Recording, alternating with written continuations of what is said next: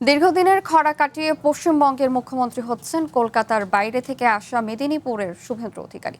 1966 সালের অজয় মুখোপাধ্যায়ের পর দ্বিতীয় মেদিনীপুরবাসী হিসাবে এই শীর্ষ পদে বসতে চলেছেন তিনি। 90-এর দশকের কংগ্রেসের সেই তরুণ কর্মী থেকে আজকের মুখ্যমন্ত্রী শুভেন্দু।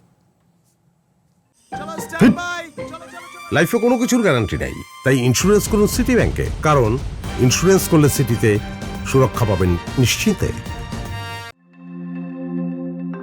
সময়টা 90-এর দশকের শুরুর দিক। ছাত্র রাজনীতি দিয়ে পথ চলা শুরু করেছিলেন পূর্ব মেদিনীপুরের শান্তিকুঞ্জের বড় ছেলে শুভেন্দু অধিকারী। ভারতের জাতীয় কংগ্রেসের হাত ধরে রাজনীতিতে হাতে খড়ি। 1995 সালে প্রথমবার কাঁথি পৌরসভার কাউন্সিলর হওয়া, আর এখন 2026 সালে এসে রাজ্যের মুখ্যমন্ত্রী। দীর্ঘ 3 দশকে বদলেছে দল, বদলেছে রাজনীতির রং, কিন্তু দাপট কমেনি শুভেন্দুর।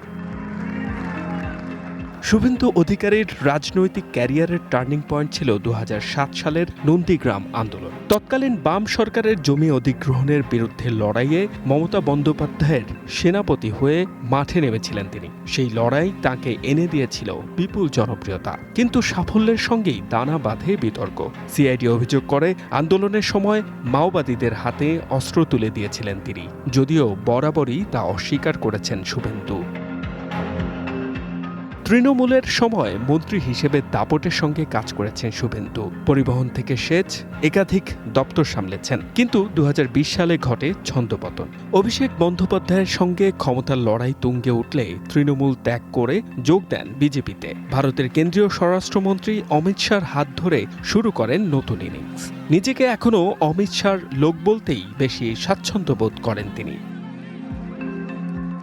তবে ক্ষমতার শীর্ষে ওঠার এই পথ মসৃণ ছিল না। শুভেন্দুকে তাড়া করে বেরিয়েছে দুর্নীতির একাধিক অভিযোগ। 2014 সালের নারদা স্টিং অপারেশনে ক্যামেরার সামনে টাকা নিতে দেখা গিয়েছিল শুভেন্দু অধিকারীকে। এছাড়াও চিটফান্ড কেলেঙ্কারিতেও নাম জড়িয়েছে তার।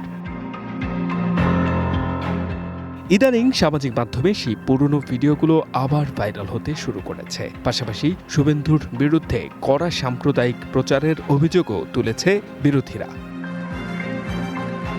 বিতর্ক যেমন আছে, তেমনই আছে সাফল্যের পালকও। তৃণমূলের অজেয় নেত্রী মমতা বন্দ্যোপাধ্যায়কে পরপর 2 বার পরাজিত করেন তিনি। এই জয়ের পর শুভেন্দু নিজেকে কড়া হিন্দু নেতা হিসেবে প্রতিষ্ঠিত করেছেন। বাংলাদেশ সীমান্ত দিয়ে অনুপ্রবেশ ঠেকানো বা ডিটেনশন সেন্টারের মতো কড়া পদক্ষেপের কথাও শোনা গেছে তার মুখে।